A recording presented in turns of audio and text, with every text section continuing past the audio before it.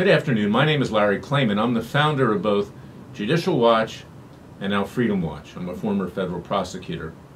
This morning I was watching television and I saw that the chairman of the House Oversight and Reform Committee, one Jason Chaffetz from Utah, came forward with Elijah Cummings, the minority-ranking member who's, a total political hack. I would say that Chaffetz certainly is in his league. And they trashed General Mike Flynn, claiming that he had committed crimes, that he took money from the Russians illegally. Whether or not that's true or not, give the guy a chance to defend himself in court or in another setting, but they just trashed him because everybody on Capitol Hill right now, with few exceptions, is trying to basically curry favor with what they see as a leftist media. Chaffetz is a publicity hound. Chaffetz is someone who's two-faced. He has stabbed President Trump in the back on a number of occasions. He's resigning from Congress. And let me tell you why I think he's resigning from Congress. It's because he participated in a cover-up of the biggest tragedy during the Afghan war, known as Extortion 17. 3 months after Osama bin Laden was killed, and of course a lot of people think that he had died of natural causes because a photograph was never released by the Obama administration of his body. 3 months after that happened, 30 servicemen, 22 special ops, SEAL Team 6 members went down in the Tangi Valley in Afghanistan. They were shot down by the Taliban. They went out on a mission that night of August 6, 2011, precipitously, quickly called. There were 7 Afghan commandos, because we do these joint missions according to the protocol with Afghanistan, that were substituted out at the last minute. We don't know who was inserted. The manifest doesn't show it of the flight. We know that an old Chinook helicopter, 1962 vintage, very slow, was used. Why would you put 30 servicemen on this kind of a helicopter, which was decades obsolete?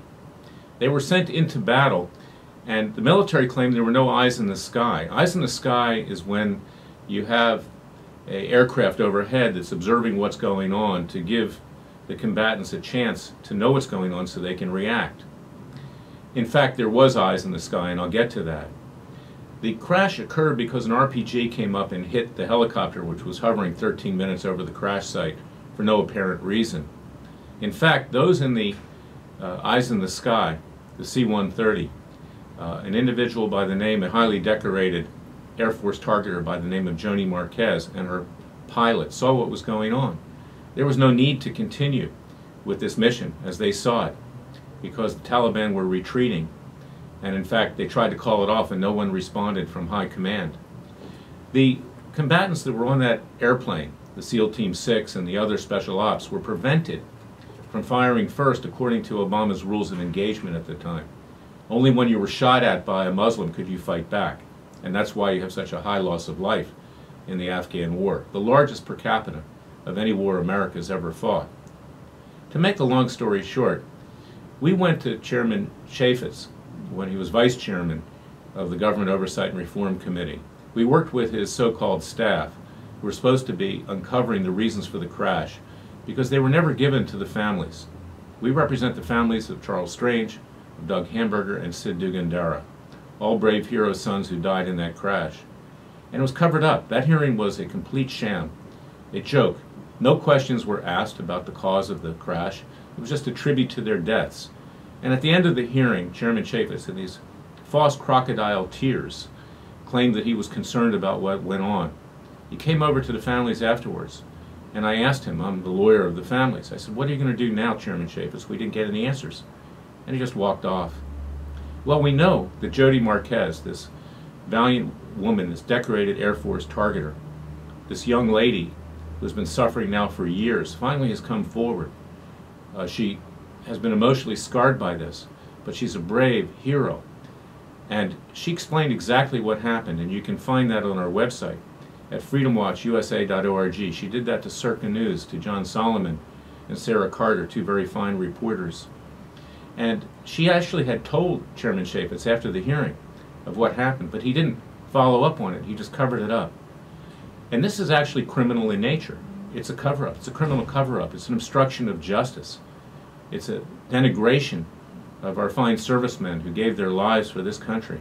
And for Chaffetz to come out and to indict General Mike Flynn before he even has a chance to defend himself, as he did this morning, for his cheap political purposes, along with one of the biggest political hacks in the House, Elijah Cummings, this Democrat who's the vice chairman of his committee, is an outrage.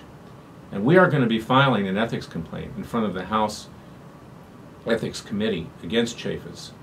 And I believe that's why he has resigned from Congress, why he's not going to run again. He knows that this is on the horizon, and he knows how serious it is. But I saw him with his smiling face on television this morning. It was sickening. I wanted to throw up. And I have to tell you, please contact Chaffetz at 202-224-3121. Ask for his office. Tell him what you think about his conduct, and tell him good riddance from Congress. We don't need any more congressmen like this. We have too many. But he's one of the worst. So I bring your attention to this because I've been fighting this kind of corruption for 40 years of my legal career, and I have to tell you, Chaffetz is one of the worst I've ever seen, and he's a Republican. We're nonpartisan here. I don't care whether you're Democrat or Republican. When a hack like this disturbs the president, the country, and to the President of the United States, who he stabbed in the back several times in the last few months since President Trump has been inaugurated, strong action needs to be taken. Go to us at www.freedomwatchusa.org. Contribute to our cause. We need your help. We're your Justice Department. It's not going to happen in Congress. It's not going to happen at the government's Justice Department. It'll happen because Freedom Watch and Larry Klayman hold Chaffetz's feet to the fire and make sure that he pays a legal price for what he has done in covering up the deaths of these brave servicemen. God bless you. God bless America. God save America.